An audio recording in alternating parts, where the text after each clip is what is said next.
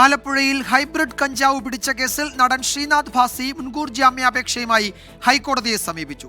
Excise arrest ചെയ്യാൻ സാധ്യതയുണ്ടെന്നും ഏത് ജാമ്യ വ്യവസ്ഥയും അനുസരിക്കാമെന്നും ഹർജിയിൽ പറയുന്നുണ്ട്.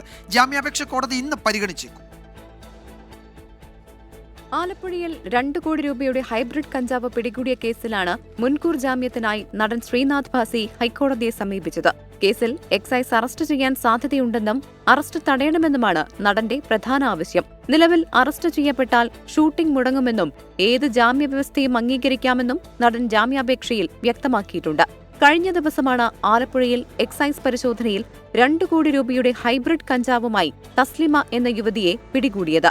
നടൻ ശ്രീനാഥ് ഭാസിക്കടക്കം ലഹരി വസ്തുക്കൾ നൽകിയതായും ഒരുമിച്ചിരുന്ന് ലഹരി ഉപയോഗിച്ചതായും തസ്ലിമ മൊഴി നൽകിയിട്ടുണ്ട്.